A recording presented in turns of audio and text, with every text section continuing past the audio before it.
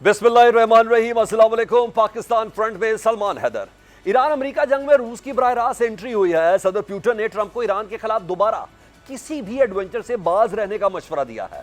सदर पुतिन ने कहा है कि ईरान के खिलाफ जमीनी कार्रवाई को नाकाबिले कबूल और खतरनाक समझा जाएगा।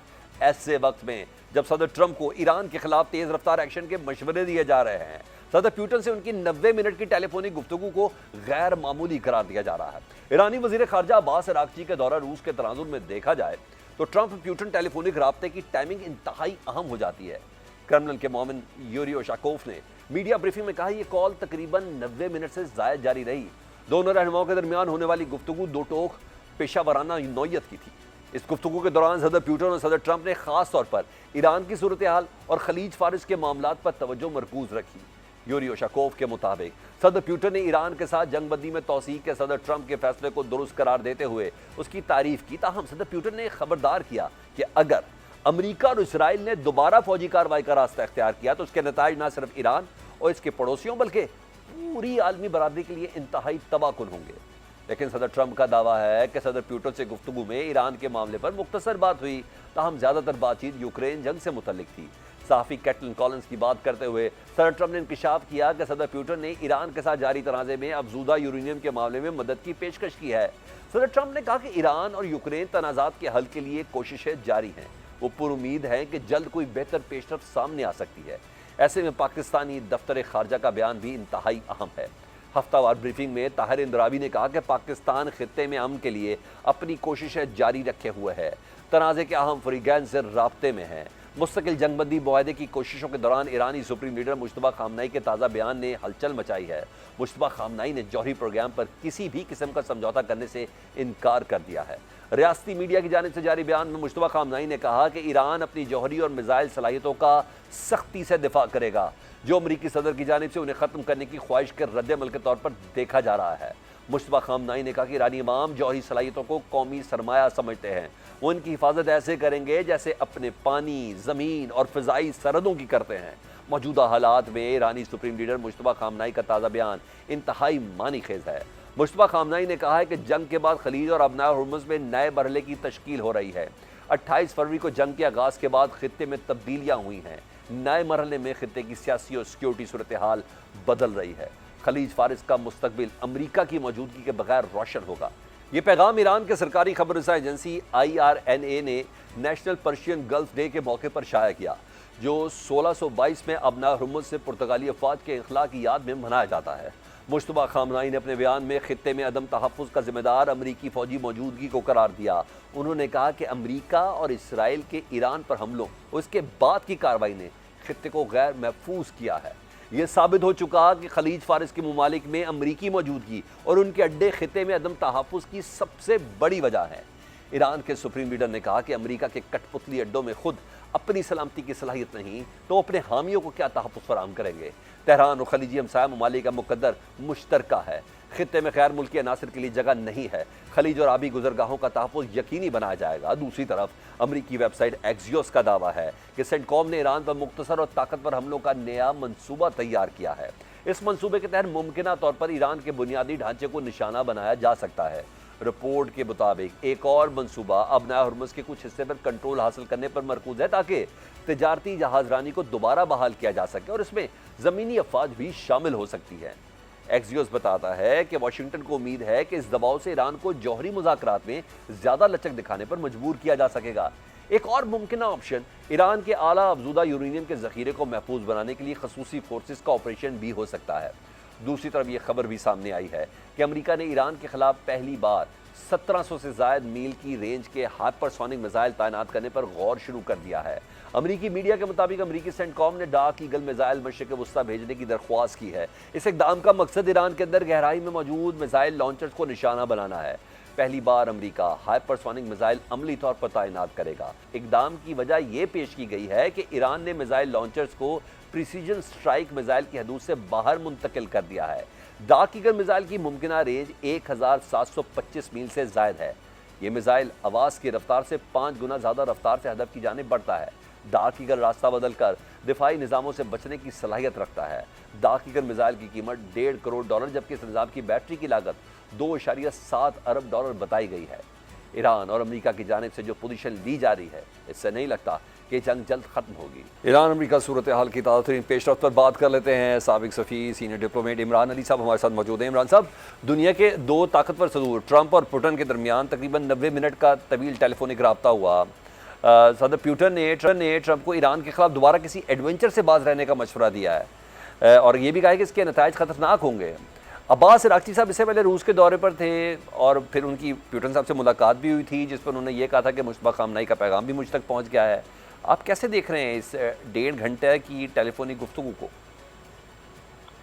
دیکھیے، اگر یہ 1.5 گھنٹے کی ٹیلی فونک گفتگو ایران کے اوپر ہوئی ہے تو اس کا مطلب یہ ہے کہ روس کو بھی ایک خطرہ ہے کہ جو لیٹسٹ میٹنگ ہوئی ہے ملٹری کے ساتھ پریزیڈنٹ ٹرمپ کی، وہ ملٹری آپشن سوچ رہے ہیں۔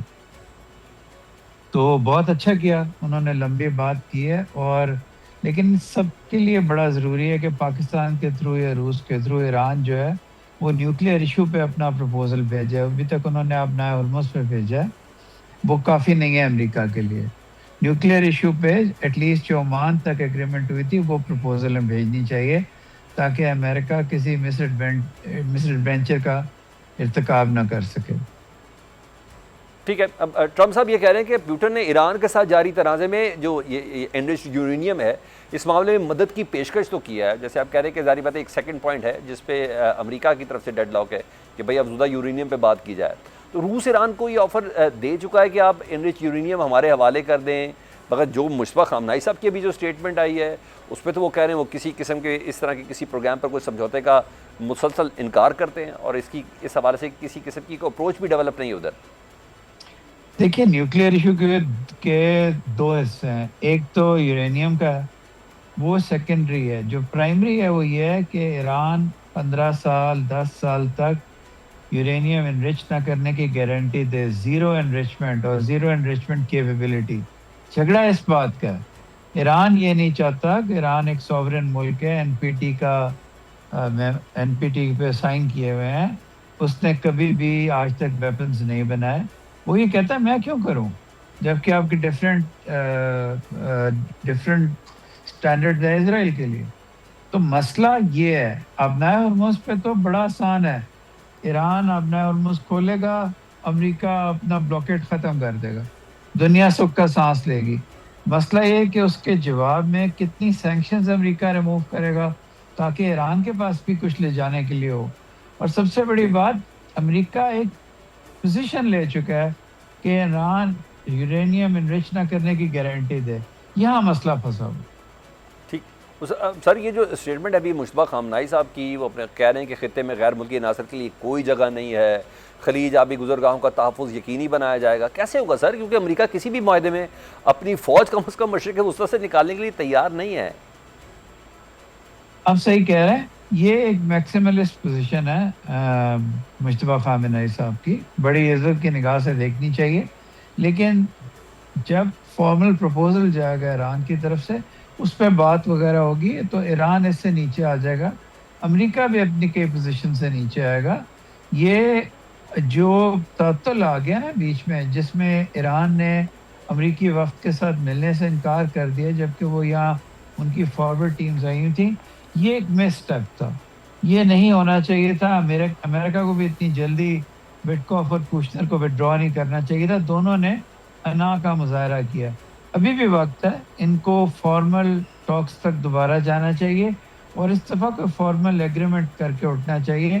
یہی ڈیزائن تھا کہ 3-4 دن کے لیے اکٹھے بیٹھیں گے، کیونکہ یہ جنگ کے درمیان سیز فائر ہے، یہ وہ لمبی امن کی جو 2-3 سال تک ڈیبیٹ چلتی ہیں وہ نہیں ہے، یہ بہت ایمرجنٹ سچویشن ہے، اس کو یہی روکنا چاہیے۔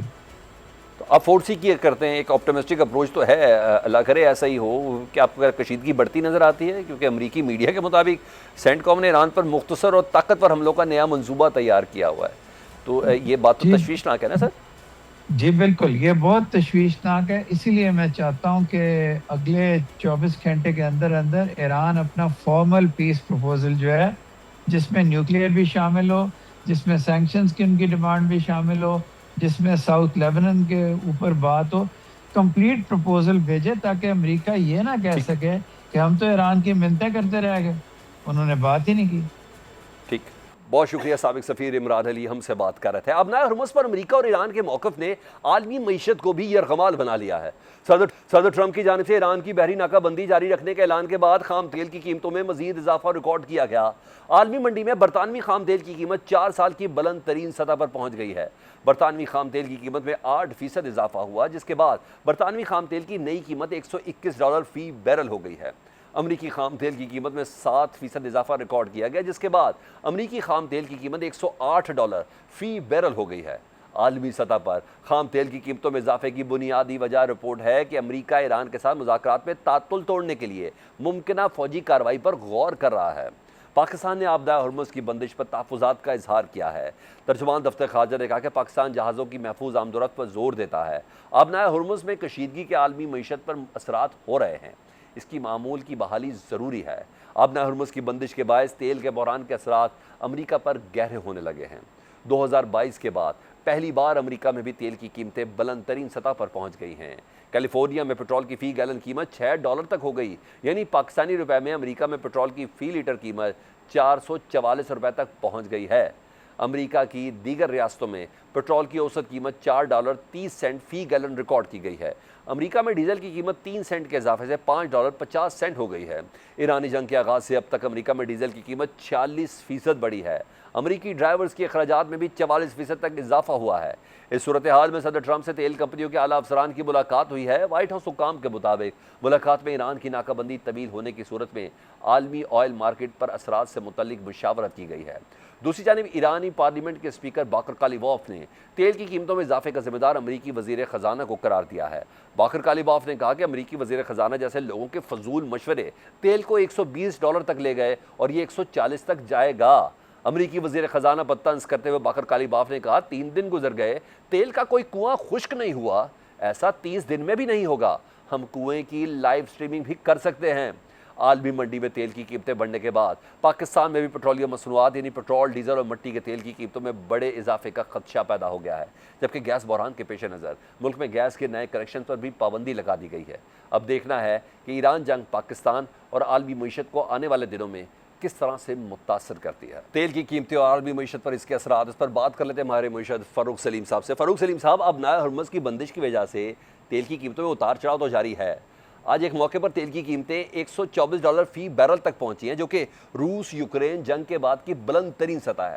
یہ بتائیں، جس طرح سے تیل کی قیمتیں بڑھ رہی ہیں، کیا دنیا تیزی سے اکنامک ریسیشن کی طرف بڑھ رہی ہے؟ دیکھیے، تیل کی قیمت جب بڑھتی ہے تو اس کا ڈائریکٹ تعلق بن جاتا ہے ریٹ آف انفلیشن سے، یعنی کہ جو شرح ہے مہنگائی کی وہ اونچی ہو جاتی ہے. جیسے ہی شرح جو مہنگائی کی ہے وہ اونچی ہو جاتی ہے تو جو سینٹرل بینکس ہیں دنیا بھر کے وہ شرح سود کو نیچے نہیں لا سکتے یا بڑھانا پڑتی ہے ان کو. شرح سود بڑھانا پڑتی ہے تو پھر آپ سوچئے کہ جو بزنسز ہیں وہ سلو ڈاؤن ہو جاتے ہیں، جی ڈی پی کا خطرہ پڑ جاتا ہے کہ وہ نیچے جانے لگے گی. پچھلے کوئی 50 سال سے تیل کی قیمت اور اکانومیز کے درمیان کا جو گہرا رشتہ ہے اس کے اوپر بڑی ریسرچ ہوئی اور بہت سارے بینچ مارک جو ہیں وہ سامنے آ گئے ہیں. کہا یہ جاتا ہے کہ اگر $100 فی بیرل کی قیمت ہو عالمی منڈی میں تو دنیا بھر کی جو اکانومیز ہیں وہ ریسیشن کی طرف بڑھنے لگتی ہیں. اگر یہ قیمت بڑھ کے $120 پہ پہنچ جائے تو دنیا بھر کی ایئر لائنز جو ہیں وہ انڈر پریشر آ جاتی ہیں. جو کمزور ایئر لائنز ہیں وہ بینکرپسی کی طرف جانے لگتی ہیں. اگر یہ قیمت $130 پہ چلی جاتی ہے تو پھر خاص طور پہ جو ترقی پذیر ممالک ہیں ان کے خزانے یا ان کے ذرا مبادلہ کے جو ذخائر ہیں وہ خالی ہونا شروع ہو جاتے ہیں. امپیکٹ جو ہے وہ ترقی پذیر ممالک پہ تیل کی جو قیمت بڑھنے کا وہ زیادہ ہے.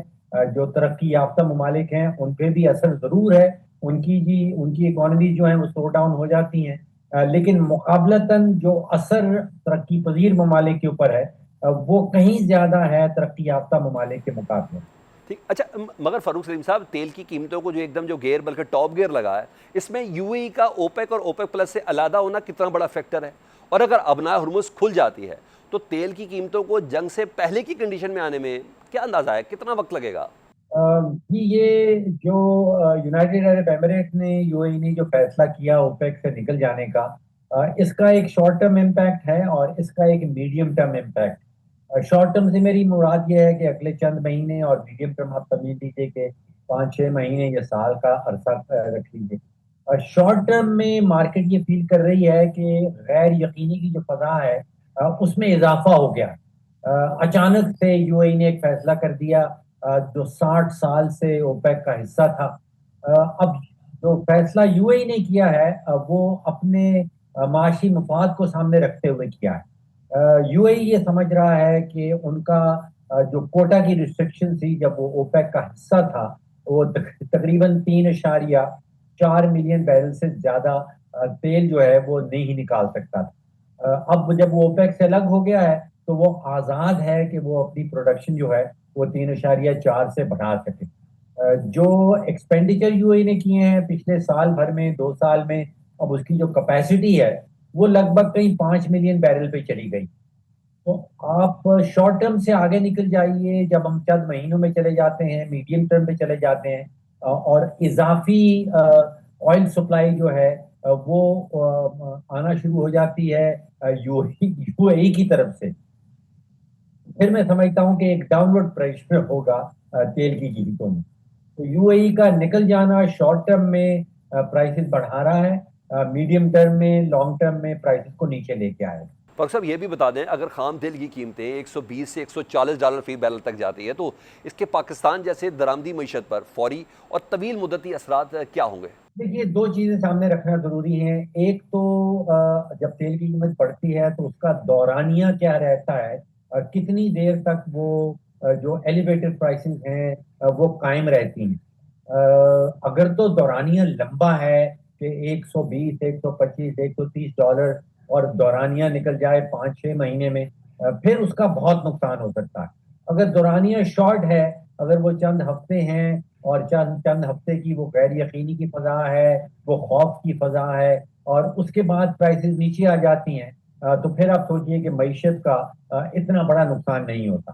اب یہ جاننا کہ کیا دورانیہ لمبا ہوگا یا دورانیہ شارٹ ہوگا، ایک تو طریقہ کار یہ ہے کہ جو دنیا بھر کی مارکیٹس ہیں، چاہے وہ تیل کی مارکیٹ ہو، چاہے وہ سونے کی مارکیٹ ہو، چاہے وہ چاندی کی مارکیٹ ہو، وہ کیا اشاریہ دے رہی ہیں، وہ کیا انڈیکیٹ کر رہی ہیں کہ یہ دورانیہ کتنا لمبا چلنے والا ہے. جو فیوچر کی مارکیٹ ہے تیل کی، وہ میں دیکھ رہا تھا کہ جو جنوری 2027 کی ڈلیوری ہے، یعنی کہ اگر آپ ایک سودا کرنا چاہیں ایک بیرل تیل کا جنوری 2027 کی ڈلیوری کا، تو وہ لگ بھگ کوئی $65 کا چل رہا ہے. اور اس کا مطلب یہ نکلتا ہے کہ جو تیل کی مارکیٹ ہے وہ یہ پیغام دے رہی ہے، وہ یہ اشارہ دے رہی ہے کہ یہ دورانیہ اتنا لمبا نہیں ہے، یہ جو خوف کی فضا ہے، جو غیر یقینی کی فضا ہے، یہ اتنا لمبا چلنے والی نہیں ہے. اسی طرح اگر غیر یقینی کی فضا، جنگ کی فضا بہت لمبی ہو تو ہم نے دیکھا ہے کہ سونے کی قیمتیں جو ہیں وہ چڑھنے لگتی ہیں. یہاں پچھلے پورے ایک ہفتے سے میں دیکھ رہا ہوں کہ سونے کی قیمتیں جو ہیں وہ انڈر پریشر ہیں. تو سونے کی مارکیٹ بھی یہ پیغام دے رہی ہے کہ یہ غیر یقینی کی فضا اور یہ خوف کی فضا زیادہ لمبی چلنے والی نہیں. ٹھیک. فاروق سلیم صاحب، موجودہ اگر صورتحال میں دیکھیں تو پاکستان کو معاشی طور پر نقصان ہو رہا ہے، اور اس نقصان کو کم کرنے کے لیے فوری اور مؤثر پالیسی اقدامات کیا کرنے چاہیے؟ دیکھیے، گلوبل پرائس شاک تو دنیا بھر میں آ رہا ہے. یہ انڈیا کو بھی اتنا ہی آ رہا ہے، بنگلہ دیش کو بھی اتنا ہی آ رہا ہے. لیکن ان دو ممالک میں نے دیکھا ہے کہ حکومت نے ایک پالیسی بنائی ہے کہ جو اثر ہے، جو امپیکٹ ہے، جو نقصان ہے، جو بوجھ ہے، وہ عوام پر نہ جائے.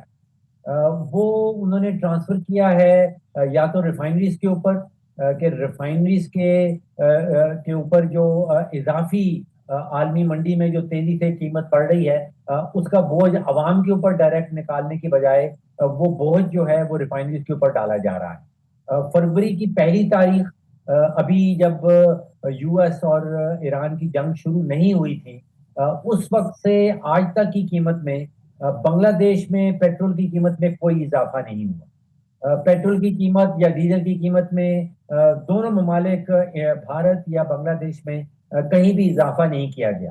عالمی منڈیوں میں اضافہ ہوا ہے تقریباً 40-45%، لیکن ان دو ممالک نے اپنی پالیسی کے نتیجے میں وہ سارا کا سارا شوق جو ہے، جو بوجھ ہے، وہ آپ سوچئے کہ या तो इंडियन ऑयल कॉरपोरेशन पे डाला गया, या भारत पेट्रोलियम पे डाल दिया गया, या हिंदुस्तान पेट्रोलियम पे डाल दिया गया, अवाम पे नहीं आया। इसी तरह बांग्लादेश ने जो उनकी बांग्लादेश पेट्रोलियम है, उसने ये तकरीबन सारा का सारा शॉक जो है वो एब्जॉर्ब कर लिया और अवाम पे नहीं आया। पाकिस्तान ने एक डिफरेंट पॉलिसी इख्तियार की। वहाँ पे जितना भी शॉक था आलमी मंडियों का, वो तकरीबन सारा और कई खास तौर पे डीजल के हवाले से कहीं ज्यादा वो शॉक और वो बोझ जो है वो अवाम के ऊपर आप समझिए कि ट्रांसफर करती है। ठीक, सब फाइनल वर्ड चाहिए। आलमी मार्केट में ये फ्लक्चुएशन है, इसको देखते हुए आपको लगता है कि पाकिस्तान में आइंदा पेट्रोल की कीमतों में इजाफा हो सकता है, और कितना इजाफा हो सकता है? क्योंकि वज़ीर आज़म ने कल ही कहा था कि पहले एक हफ्ते का तेल का बिल 30 करोड़ डॉलर था, जो 80 करोड़ डॉलर है। हालांकि ये बहुत बड़ा इजाफा है। ये एक तो मैंने वो बयान देखा, मैंने वो बयान सुना और फिर मैंने उनकी फिगर्स के ऊपर काम किया। वो 800 मिलियन डॉलर जो हफ्ते का बिल है, मेरे इल्म में नहीं है कि वज़ीर आज़म साहब को वो फिगर किसने दी, कि वो फिगर बिल्कुल ही तकरीबन उसमें आप समझिए कि 70-80% जो है वो एक्सैजरेशन है। पाकिस्तान ने तारीख में कभी भी 800 मिलियन डॉलर हफ्ते भर का बिल जो है वो पेमेंट नहीं की। हम लगभग 5-5.5 लाख बैरल जो है वो रोजाना का इंपोर्ट होता है।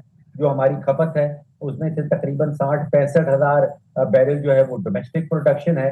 हमारा जो हफ्ते का बिल है वो आजकल की कीमतों के हवाले से कोई 350 मिलियन 400 मिलियन से ज्यादा की कैलकुलेशन नहीं बनती।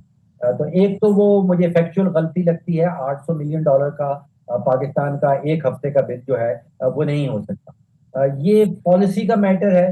हुकूमत की पॉलिसी क्या है कि बोझ जो है वो अवाम के ऊपर डालना है, या बोझ जो है वो रिफाइनरीज के हवाले करना है, रिफाइनरीज की बैलेंस शीट के ऊपर लेना है। अभी तक लग रहा ये है कि पाकिस्तान की हुकूमत की जो पॉलिसी है वो ये है कि जितना भी आलमी मंडी का जो बोझ है इजाफी, वो डायरेक्टली अवाम के ऊपर ट्रांसफर करना है। यानी आपके कहने का मतलब है वज़ीर आज़म को उतना बताएगा जितना शायद इजाफा नहीं हुआ। बहुत शुक्रिया फ़ारूक सलीम साहब, हमसे बात कर रहे थे पाकिस्तान फ्रंट इस ब्रेक के बाद। Welcome back. मुल्क के सियासी मंजरनामे में पीटीआई की मुश्किलात कम होती नजर नहीं आ रही। इस्लामाबाद हाई कोर्ट में 190 मिलियन पाउंड केस और बैंकिंग कोर्ट में ममनुआ फंडिंग केस की समाअत ने पीटीआई और बानी पीटीआई के मुस्तकबिल पर खदशात बढ़ा दिया है। इस्लामाबाद हाई कोर्ट में 190 मिलियन पाउंड केस में बानी पीटीआई और बुशरा बीबी की अपीलों और सजा मौतली की दरख्वास्तों पर chief justice Sarfaraz Dogar, justice Mohammad Asif और मुश्तमिल बेंच ने समाअत की। समाअत के दौरान बानी पीटीआई के वकील बैरिस्टर सलमान सफदर, जबकि नायब की जानिब से प्रोसिक्यूटर जावेद अशरफ और राफे मकसूद अदालत में पेश हुए। Chief justice Islamabad high court सरदार सरफराज डोगर ने सजा मौतली की बजाय मरकजी अपीलों को सुनने का इशारा दिया है। बैरिस्टर सलमान सफदर ने अदालत से सजा मौतली की दरख्वास्तों पर फौरी फैसला देने की सदा की है। चीफ जस्टिस सरदार सरफराज डोगर ने रिमार्क्स दिए कि अपील मुकर्रर होने के बाद सजा मौतली की दरख्वास्तें गैर मौसर हो जाती हैं। दौरान समाअत बैरिस्टर सलमान सफदर ने मौक़िफ़ इख्तियार किया कि बानी पीटीआई और बुशरा बीबी को कैद तन्हाई में रखा गया। अदालती फैसले में कैद तन्हाई की कोई सजा शामिल नहीं, तो फिर जेल हुकाम इसका इतलाक क्यों कर रहे हैं? जिस पर जस्टिस सरफराज डोगर ने इस्तफसार किया कि अपीलों पर दलाइल क्यों नहीं दिए जा रहे। बैरिस्टर सलमान सफदर ने कहा कि अदालत कैद तन्हाई के मामले को देखे और सुपरिटेंडेंट अडियाला जेल को तलब करे। जिस पर जस्टिस सरफराज डोगर ने रिमार्क्स दिए, हम तो आपका मसला ही खत्म करना और एक बार फिर अपीलों पर फैसला करना चाहते हैं। अदालत अपील सुनने के लिए तैयार है और रोजाना की बुनियाद पर समाअत करके जल्द फैसला कर सकती है। अदालत ने बैरिस्टर सलमान सफदर को हिदायत की कि वो अपील पर दलाइल के लिए शेड्यूल फराहम करें ताकि केस को जल्द निपटाया जा सके। जिस पर बैरिस्टर सलमान सफदर ने मौक़िफ़ इख्तियार किया कि उनके मौक्किल ने उन्हें पहले सजा मौतली की दरख्वास्तों पर दलाइल देने की हिदायत की है, जबकि अपीलों पर दलाइल के लिए मुमकिना तौर पर दीगर वकील पेश होंगे। वो मुकम्मल फाइल का जायजा लेने के बाद ही मौसर दलाइल दे सकेंगे। अदालत ने वाज़ेह किया कि अपील पर दलाइल को तरजीह दी जाएगी। अदालत ने केस की मज़ीद समाअत मुलतवी करते हुए फरीकैन को आइंदा कार्रवाई के लिए तैयार रहने की हिदायत कर दी है। इस्लामाबाद हाई कोर्ट की आज की कार्रवाई पर जो गुफ्तगू हुई उस पर हुकूमत को रिप्रेजेंट कर रहे हैं प्रोग्राम में मामले खसूसी हैं वज़ीर आज़म के हुज़ैफ़ा रहमान साहब। हुज़ैफ़ा रहमान साहब, आज इस्लामाबाद हाई कोर्ट में बानी पीटीआई और बुशरा बीबी की 190 मिलियन पाउंड केस की समाअत हुई है और दौरान समाअत सलमान सफदर साहब ने इमरान खान साहब और बुशरा बीबी की सेहत के मसले को उठाया है और ये भी कहा है कि बानी पीटीआई को 22 घंटे जबकि बुशरा बीबी को 24 घंटे कैद तन्हाई में रखा जाता है। कितनी सदाकत है सर इसमें? क्योंकि बानी पीटीआई से मुलाकातों पर तो पाबंदी है, तो लास्ट टाइम सलमान सफदर साहब की मुलाकात हुई है। ये बहुत शुक्रिया। मेरे ख्याल से ये सारी स्पेकुलेशंस हैं और गलत इल्ज़ामात हैं जो कि एक आम कैदी से सलूक किया जाता है उससे बेहतर सलूक ही बानी तहरीक इंसाफ के साथ किया जा रहा है। اور مجھے ذرا نیٹی گریٹیز آپ چیک کر لیجیے گا. سپریم کورٹ نے جب انہیں فرینڈ آف کورٹ مقرر کیا تھا تو یہ ساری رپورٹ انہوں نے جا کر سپریم کورٹ میں دی تھی. کتنے کمپاؤنڈز ان کے پاس ہیں یعنی رومز, اور کیا پورا شیڈول ہے, ان کے کمرے کے باہر ایک چھوٹا سا لان ہے, ساری تفصیلات انہوں نے بتائی تھیں. لیکن ظاہر ہے ہائی کورٹ میں ریلیف لینے کے لیے اس طرح کے جو ہے آپ الزامات لگا دیتے ہیں. تو ایسا ہرگز نہیں ہے کہ بانی تحریک انصاف یا بشرا بیوی کو بالکل تنہا رکھا جا رہا ہو, اور جو جیل مینول کے تحت جو ان کی بنیادی حقوق ہیں اس کا تحفظ نہ کیا جا رہا ہو, مکمل تحفظ کیا جا رہا ہے. حذیفہ صاحب, پی ٹی آئی دور میں نون لیگ پر مشکل وقت آیا, آپ کی لیڈرشپ کئی بار جیلوں میں گئی, لیکن پھر آپ لوگوں نے راستہ نکالا اور آج آپ اقتدار میں بھی ہیں. کیا وجہ ہے کہ تحریک انصاف کوئی راستہ کیوں نہیں نکل پا رہی؟ کوئی مشورہ دیں گے انہیں آپ؟ یہی گزارش کروں گا جی میں تو, ایک اگر آپ مجھ سے ایز اے نیوٹرل اینالسٹ کے طور پہ پوچھیں گے کہ سیاستدان کا کام لچک دکھانا ہوتا ہے, اور تلخیاں آ جاتی ہیں. بھٹو صاحب پر بھی آئیں, بے نظیر پر بھی آئیں, میاں صاحب پر بھی آئیں, شہباز صاحب پر بھی آئیں, نظاری صاحب پر بھی آئیں, فریال تالپور صاحبہ پر بھی آئیں. تو سب نے بیسیکلی وہ تلخی جو ہے خود برداشت کی, اپنی جماعت کو ٹرانسفر نہیں کی. بانی تحریک انصاف نے وہ تلخی اپنی جماعت کو ٹرانسفر کی تو 9 مئی ہوا, پھر ٹرانسفر کی تو 26 نومبر ہوا. تو بات یہ ہے کہ جب تک بانی تحریک انصاف یہ نہیں سمجھیں گے کہ سیاستدان کا کام برداشت کرنا ہوتا ہے اور برداشت اور تدبر کے ساتھ چیزوں کا حل نکالنا ہوتا ہے, تب تک جو ہے وہ چیزیں جو کی تو رہیں گی. وہ سمجھتے ہیں کہ شاید وہ کوئی انقلاب لے آئیں گے یا کوئی انقلابی فورس کھڑی کر دیں گے, یا ریاست کے خلاف کوئی جو ہے وہ یوز آف پاور یا فورس کے ذریعے وہ وزیر اعظم ہاؤس میں گھس جائیں گے. ایسا ہو نہیں سکتا. تو جب تک ان کی سوچ نہیں تبدیل ہوگی تب تک صورتحال ان کے لیے جو کی تو رہے گی, کیونکہ اس وقت کوئی بندہ بھی ان کی گارنٹی دینے کو تیار نہیں, کیونکہ ان کا مخلص دوست نہیں ہے. یہ انسان کے لیے بڑی تکلیف کی بات ہوتی ہے کہ آپ کے مخلص دوست نہ ہو. اور بانی تحریک انصاف کے لیے صورتحال موجود ہے کہ دیر از نو جو ہے وہ سنسیئر فرینڈ فار ہم, کہ جو ان کے لیے ایفرٹ کر سکے, ان کے لیے ورڈ دے سکے, یا ایون کہ ان کے لیے بریک لگا سکے. کیونکہ کوئی بندہ یہ نہیں کہہ سکتا کہ میں بانی تحریک انصاف کے بہاف پہ بات کروں گا تو بانی میری بات کون کریں گے. بانی تحریک انصاف تو 1 منٹ میں اس بندے کو ڈسون کر دیتے ہیں, چلتی ٹرین سے دھکا دے دیتے ہیں. حذیفہ صاحب, مذاکرات کو لے کر حکومت اور پی ٹی آئی میں ایک ڈیڈ لاک ہے, اس کی کیا وجہ ہے؟ کیونکہ وزیر اعظم کی آفر کے باوجود کوئی پیش رفت نہیں ہوئی, نہ ہی اپوزیشن لیڈر سے کوئی ملاقات ہوئی آپ کی, نہ باضابطہ طور پر آپ نے کہا کہ آج آ جائیں ملاقات کر لیں. وہی اس سوال کا بھی وہی جواب ہے. بیسیکلی بانی تحریک انصاف کی جو شخصیت ہے وہ تضادات کا ایک مجموعہ ہے. مخالفین کو گالی دینا, بیک وقت وہ کہتے ہیں کہ میرا ایک ہاتھ گریبان پر بھی ہو اور دوسرا پاؤں پر بھی ہو, یہ نہیں ہو سکتا. آپ اپوزیشن میں ہوتے ہیں, بات چیت کرنی ہوتی ہے تو آپ جو ہے لچک کا مظاہرہ کرتے ہیں, مخالف کو عزت دیتے ہیں اور پھر بات چیت کا راستہ نکالتے ہیں. یہ نہیں کہتے کہ میں نہ مانو والی پالیسی, اور اپنی جماعت کو کہیں کہ نیریٹو بھی برقرار رہے, اور مذاکراتی عمل کے لیے آپ بیرسٹر گوہر کے بجائے محمود اشرفی کو آگے کر دیں, راجہ ناصر عباس کو آگے کر دیں, تاکہ جب دل چاہے میں اس مذاکراتی عمل سے خود کو ڈسٹنس کر لوں گا. اور جو گالی دینے کی اور دوسروں کو پہ جھوٹے الزامات لگانے کی جو میری نیریٹو ہے وہ پالیسی اور برقرار رہے. اگر آپ نے نیک نیتی سے مذاکرات کرنے ہیں تو آپ اپنی ہائی پاور کمیٹی نومینیٹ کریں اور کہیں کہ جو یہ فیصلہ کرے گی وہی میرا فیصلہ ہوگا. یعنی آپ کی جماعت کی ٹاپ لیڈرشپ کہتی ہے کہ ٹویٹر کا آپ مس یوز کرتے ہیں, باہر بیٹھے ہوئے لوگ اداروں کو گالیاں دیتے ہیں, آپ کے اپنے ٹویٹر ہینڈل سے جو ٹویٹ ہوتے ہیں وہ ٹھیک نہیں ہوتے, اور آپ کے فالوورز کہتے ہیں نہیں ہم اس کمیٹی کی بات نہیں مان رہے, محمود اشرفی کی بات نہیں ہم نہیں مان رہے, ہمیں جو بانی کہے گا ہم وہ کریں گے. تو ایسے میں مجھے آپ بتائیں کیسے چیزیں آگے بڑھیں گی. حذیفہ صاحب, حکومت ایران اور امریکہ کے درمیان امن معاہدہ کروانے کی کوشش کر رہی ہے, اچھی بات ہے. سر, تحریک انصاف کے ساتھ بھی کسی قسم کے کوئی معاہدے کا امکان ہے؟ اچھی بات ہے, بندہ پہلے گھر بھی سیٹل ڈاؤن کر لے. نہیں, تحریک انصاف سے معاہدہ ہی معاہدہ ہے. پارلیمنٹ میں آئیں, اپنا پازیٹیو کنٹریبیوٹ کریں. اگر معاہدے کا مطلب یہ ہے کہ بانی تحریک انصاف کی رہائی, تو اس کے مجھے امکانات تو معدوم اس لیے لگتے ہیں کہ ظاہر ہے پاکستان کا ایک نظام ہے, ایک شخص جسے عدالتوں نے سزائیں دی ہوئی ہیں اور ان سزاؤں کی اپیل اس نے ہائی کورٹ میں کی ہوئی ہے, جو کہ ظاہر اپیل کنٹینیوشن آف ٹرائل ہوتی ہے. اس کا فیصلہ اگر ان کے حق میں آئے گا وہ رہا ہو جائیں گے, ورنہ کسی بھی وزیر یا کسی وزیر اعظم یا کسی اور شخصیت کے اسٹروک آف پین سے تو وہ باہر نہیں آ سکتے, نہ پاکستان کا قانون اس بات کی اجازت دیتا ہے. اچھا حذیفہ صاحب, 27ویں جب ترمیم تھی نا, اس کے فوراً بعد فیصل واڈا صاحب نے کہا تھا کہ 28ویں ترمیم بھی آئے گی, اور 6 ماہ تقریباً ہونے والے ہیں, ابھی تک 28ویں ترمیم نہیں ہوئی. کیا اتفاق رائے نہیں ہو پا رہا, یا ابھی ہوم ورک مکمل نہیں ہے؟ کب تک یہ ترمیم ہوگی؟ دیکھیں, ہوم ورک بھی آپ کہہ سکتے ہیں اور اتفاق رائے بھی کہہ سکتے ہیں. ذرا 2/3 میجورٹی اکیلی نون لیگ کے پاس ہے نہیں, سینٹ کے اندر بھی اور نیشنل اسمبلی میں بھی. سینٹ میں 62 ممبرز اور نیشنل اسمبلی کے اندر 234 کا سکور اچیو کرنے کے لیے ہمیں اپنی اتحادیوں کو ساتھ لینا ہوتا ہے, اور ہر اتحادی کے مختلف اعتراضات ہوتے ہیں. اس پہ ظاہر کام جاری رہتا ہے, ہر وقت جاری رہتا ہے. نئی ترمیم کی ضرورت بھی ہوتی ہے, چونکہ پرانی ترمیم کو مزید بہتر بنانے کے لیے اگر نئی ترمیم لائی جائے تو اس میں مذائقہ نہیں ہوتا. تو ظاہر ہے اب وہ اتفاق رائے نہ ہونے کی وجہ سے چیزیں لنگر آن ہوتی ہیں, اور جب اتفاق رائے ہوگا تو 28ویں ترمیم آ جائے گی. ٹھیک, بہت شکریہ ظفر رحمان. معاون خصوصی وزیر اعظم ہم سے بات کر رہے تھے. گفتگو میں شامل کرتے پاکستان تحریک انصاف کو ریپرزینٹ کریں گے ممبر قومی اسمبلی ہیں, سینئر رہنما پاکستان تحریک انصاف کے بیرسٹر عمیر نیازی صاحب. عمیر نیازی صاحب, اسلام آباد ہائی کورٹ میں آج بانی پی ٹی آئی اور بشرا بی بی کی سزا معطلی کی درخواستوں پر سماعت ہوئی ہے, جس پہ چیف جسٹس اسلام آباد ہائی سزا معطلی کی بجائے مرکزی اپیلوں کو سننے کا اشارہ دیا ہے. اس پر کیا ٹیک ہے آپ لوگوں کی؟ دیکھیں, آج سلمان صفدر صاحب کا تھرو آؤٹ سٹریس اسی چیز پہ رہا کہ سسپینشن ایک ملزم کا رائٹ ہے اور اسی کو ٹیک اپ کرنا چاہیے. اور پچھلی ملاقات عدالت کی ہی انسٹرکشنز پہ اڈیالہ جیل میں سلمان صفدر صاحب کی ہوئی تھی, اور کلائنٹ کی بھی انسٹرکشن وکیل کو یہی ہے کہ سسپینشن پہ آرگیو ہونا چاہیے. جنوری 2025 سے یہ سسپینشن کی اپلیکیشن پینڈنگ ہے, 1.5 سال سے زائد کا عرصہ ہونے والا ہے. اور خاص طور پہ جو بشرا بی بی کا کیس ہے, دیکھیں عورتوں کے لحاظ سے تو ویسے ہی لاء کافی لینینٹ ہے. تو میں سمجھتا ہوں کہ آج جس طرح سے سلمان صفدر صاحب نے اسٹریس کیا ہے, وہ ہوپ فل یہی ہوں کہ جو آرڈر آئے گا اس میں یہ اگلی پیشی پہ سسپینشن اپلیکیشنز ہی ٹیک اپ ہوں گی. سر, سہیل آفریدی جب آئے تھے تو انہیں پی ٹی آئی کی جانب سے احتجاجی سیاست کا چیمپئن قرار دیا گیا تھا. 6 ماہ ہو گئے, بانی پی ٹی آئی سے ملاقات بھی نہیں کر سکے, نہ ہی کوئی احتجاج. یہ بھی تو ایک آسپیکٹ ہے نا سر؟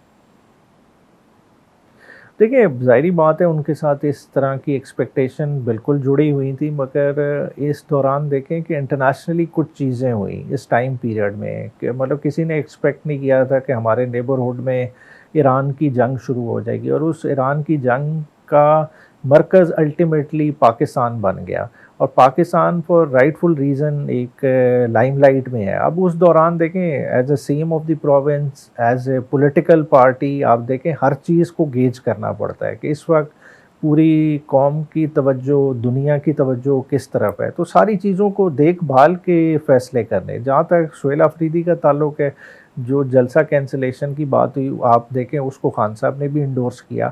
اس کے بعد جو جلسہ مردان میں رکھا گیا, وہ میں سمجھتا ہوں کہ پی ٹی آئی کی ایکسپیکٹیشن کے لحاظ سے, چاہے اس کے ساتھ جتنی ایک قسم کی کنٹروورسی شروع میں جوڑنے کی کوشش کی, مگر ایک بھرپور کامیاب جلسہ ہوا. تو آگے بھی انشاءاللہ تعالیٰ دیکھیں over all political interest plus country کے انٹرسٹ, یہ ساری چیزوں کو جوڑ کے ساتھ لے کے چلنا پڑتا ہے. تو یہ ساری چیزیں لے کے چلیں گے تو میں سمجھتا ہوں کہ سہیل آفریدی اپنے اوپر بھی دباؤ کو کم کر سکیں گے اور پارٹی کو بھی اس پریشر میں سے نکال سکتے ہیں. مگر سر کیسے لے کے چلیں گے؟ کیا اس سوال کا جواب دینا آپ کے لیے مشکل ہوگا کہ اگر میں آپ سے پوچھوں کہ پی ٹی آئی کو کنٹرول کون کر رہا ہے, بہنیں, سیاسی لیڈرشپ یا محمود اچکزئی؟ کیونکہ بہنیں پارٹی لیڈروں پر تنقید کر رہی ہیں, پارٹی موجود حالات کا بہنوں کو ذمہ دار ٹھہراتی ہیں. اچھا, اس آپ کے سوال میں ہی دیکھیں جواب ہے. جتنے آپ نے کارنرز آئیڈینٹیفائی کیے ہیں نا, کوئی بھی کارنر پی ٹی آئی کو کنٹرول نہیں کر رہا. اگر پی ٹی آئی کو کوئی کارنر کنٹرول کر رہا ہوتا تو اس طرح کی کنٹروورسی باہر نہ نکلتی. وہ کنٹروورسی کیوں نکل رہی ہے کہ دیکھیں پارٹی کی تمام لیڈرشپ اور ورکر بیس لک اپ ایک ہی شخصیت کی طرف کرتی ہے جس کا نام ہے عمران خان. اور عمران خان سے ملاقاتوں کا سلسلہ ٹوٹنے کی وجہ سے یہ سارا جو بظاہر کیوس نظر آتا ہے یہ اس کی وجہ سے ہے. آج جو پارٹی کا فوکس بھی ہونا چاہیے, جو آپ کا پہلا سوال تھا کہ جب تک وہ خان صاحب سے رابطہ دوبارہ نہیں جوڑا جائے گا آپ آرڈر ان دا ہاؤس نہیں لا سکتے, اور بڑا مشکل ہوگا. جو ہمارے عہدے داران بھی ہے, چاہے وہ جتنی دفعہ کسی کو تنبیہ کرتے رہیں, جو کرتے رہیں, وہ چیز اس طرح اثر نہیں رکھے گی جب تک وہ چیز عمران خان کے منہ سے, عمران خان کی طرف سے نہ آئے. ٹھیک. اچھا, آپ پارٹی کی قیادت میں ایسے ہیں جو ایک ریئلٹی چیک کو بھی ہمیشہ مد نظر رکھتے ہیں. اب آپ کے دور میں نون لیگ پر مشکل وقت تھا, انہوں نے اپنا راستہ نکالا اور آج وہ اقتدار میں ہے. پی ٹی آئی کو ریلیف کا راستہ نہیں مل رہا. آپ کی طرف سے کیا کوتاہی ہے؟ کیا لیڈرشپ میں مسئلہ ہے؟ سوشل میڈیا بڑی رکاوٹ ہے؟ کچھ تو بتائیں. دیکھیں آپ نے بڑی اچھی مثال دی کہ اگر دیکھیں نون لیگ کی اگزامپل کو سامنے رکھ لیا جائے تو دیکھیں انہوں نے احتجاجی سیاست بھی کر رہے تھے تو ساتھ مفاہمتی سیاست بھی چل رہی تھی. پی ٹی آئی کو جو پرابلم فیس کر رہا ہے, جو پی ٹی آئی کی احتجاجی ٹیم ہے اور مفاہمتی ٹیم ہے, उनका रुख एक दूसरे की तरफ हो गया है, उनका रुख एक दूसरे की तरफ नहीं होना चाहिए। दोनों काम इम्पॉर्टेंट हैं और दोनों काम साइड बाय साइड कैरी किए जा सकते हैं, बजाय इसके कि एक दूसरे के रोल को क्रिटिसाइज़ किया जाए। हर कोई अपने काम पे फोकस करे तो अल्टीमेट गोल अचीव हो सकता है। बहुत शुक्रिया उमर नियाजी, मेंबर कौमी रहनुमा पाकिस्तान तहरीक इंसाफ, हमसे बात कर रहे थे पाकिस्तान फ्रंट। इस ब्रेक के बाद मार्का हक को 1 साल मुकम्मल हो गया। इस मार्के में अफवाज पाकिस्तान ने पूरी दुनिया में पाकिस्तान का वकार बुलंद किया। पाकिस्तान ने पहलगाम फॉल्स फ्लैग ऑपरेशन की शफाफ इंक्वायरी की पेशकश के साथ हर इश्तियाल अंगेजी पर सख्त और फैसला कुन जवाब देने के अज़्म का अयादा भी किया। नायब वज़ीर आज़म इसहाक डार और DGISPR ने 30 अप्रैल 2025 को भारतीय इश्तियाल अंगेजी की सूरत में वाज़ेह और दो टोक पैगाम दिया। नायब वज़ीर आज़म इसहाक डार ने दो टोक अल्फाज में कहा कि यह हमारी मुसल्लह अफवाज अलर्ट है और कौमी सलामती कमेटी का गैर मुतज़ल्ज़ल अज़्म भी मौजूद है। उन्होंने कहा कि अगर भारत की जानिब से किसी भी किस्म की इश्तियाल अंगेजी की कोशिश की गई तो इसका जवाब इंतहाई सख्त और शदीद होगा। भारत की जानिब से किसी भी मुहिम जोई का जवाब अपने वक्त और अपने मुंतखब करदा जगह पर मौसर और फैसला कुन देंगे। DGISPR ने भी इस प्रेस कॉन्फ्रेंस में वाज़ेह और दो टोक मौक़िफ़ में कहा कि हम तैयार हैं और हम हर डोमेन में भारत की तमाम तर सरगर्मियों पर कड़ी नज़र रखे हुए हैं। इंसदाद दहशतगर्दी, गैर अस्करी मैदान, इंफॉर्मेशन ऑपरेशन, फ़िज़ा, ज़मीन और समंदर, हर जगह जवाबी इक़दामात नाफिज़ुल अमल है और हमारा जवाब इंतहाई मौसर और फैसला कुन होगा। किसी भी बिला इश्तियाल जारियत पर हमारा पैगाम वाज़ेह है कि हम तैयार हैं, आज़माना नहीं। आलमी माहिरीन के मुताबिक मार्का हक में अल्लाह की मदद और नुसरत, पाकिस्तानी अवाम और अफवाज के गैर मुतज़ल्ज़ल अज़्म ने भारत के गरूर को खाक में मिलाया। पाकिस्तान की सियासी और अस्करी क़यादत ने अपने अज़्म को बेहतरीन हिकमत अमली के तहत सच साबित किया और जो कहा वो करके भी दिखाया। दूसरी जानिब पाकिस्तान की समंदरी हदूद का दिफा नाकाबिल तस्खीर हो गया। पाक बहरिया में पहली हंगूर क्लास आबदोज शामिल हो गई। पाक फौज के शोबा ताल्लुकात आमा के मुताबिक हंगूर क्लास आबदोज की पाक बहरिया में शमूलियत की तकरीब चीन के शहर सानिया में हुई, जिसमें सदर मुमलिकत आसिफ अली जरदारी ने बतौर मेहमान खसूसी शिरकत की। इस मौके पर अमीरुल बहर एडमिरल नवीद अशरफ भी मौजूद थे। सदर मुमलिकत आसिफ अली जरदारी ने कहा कि आबदोज हंगूर की शमूलियत पाक बहरिया की जिद्दत के सफ़र में एक तारीखी संग मील है। पाकिस्तान अपनी खुद मुख्तारी के दिफा, बहरी मफादात के तहफ़्फ़ुज़ और इक़्तिसादी राहदारियों की हिफाजत की मुकम्मल सलाहियत रखता है। पाकिस्तान एक मजबूत, मुतवाज़िन और काबिल एतमाद दिफाई निज़ाम बरकरार रखने के लिए पुरज़्म है। अमीरुल बहर एडमिरल नवीद अशरफ ने अपने खिताब में कहा कि अहम समंदरी गुज़रगाहों पर बढ़ते हुए खलल आलमी तिजारत और तवानाई के तहफ़्फ़ुज़ के लिए ख़तरा बन रहे हैं और एक मुस्तहकम असूलों पर मबनी बहरी निज़ाम को बरकरार रखने के लिए जदीद टेक्नोलॉजी से लेस बहरी अफवाज नागज़ीर हैं। उन्होंने कहा कि अंगूर क्लास आबदोज़ें जदीद हथियारों, जदीद सेंसर्स और एयर इंडिपेंडेंट प्रोपल्शन से लेस हैं। खित्ते में समंदरी इस्तेहकाम बरकरार रखने में कलीदी किरदार अदा करेंगी। ये आबदोज़ें जाहिरियत की रोकथाम और बहरा अरब और वसीतर बहरा हिंद में अहम समंदरी रास्तों के तहफ़्फ़ुज़ में अहम किरदार अदा करेंगी। नेवल चीफ ने इस बात पर जोर दिया कि हंगूर नाम हमारी कौमी तारीख में ख़ास अहमियत रखता है। 1971 में पहली हंगूर ने दूसरी जंग अजीम के बाद किसी जंगी जहाज़ को गर्क करने वाली पहली आबदोज़ होने का एजाज़ हासिल किया था। PNSM हंगूर इसी शानदार रवायत को आगे बढ़ाएगी और ये पाक बहरिया के लिए एक अहम पेशरफ्त है जो हमारी समंदरी दिफा को मजबूत बनाने और बेड़े को जदीद टेक्नोलॉजी से आरास्ता करने में मदद देगी। पहली हंगूर क्लास आबदोज़ की शमूलियत पाकिस्तान और चीन के दरमियान देरीना और मजबूत दोस्ती के एक और बाब का इजाफा है। वज़ीर आज़म शहबाज शरीफ, chief of defence forces field marshal Asim Munir ने इस तारीखी कामयाबी पर पूरी कौम और पाक बहरिया को मुबारकबाद पेश की है। पाकिस्तान फ्रंट से सलमान हैदर को इजाज़त दीजिए। अल्लाह हाफिज़।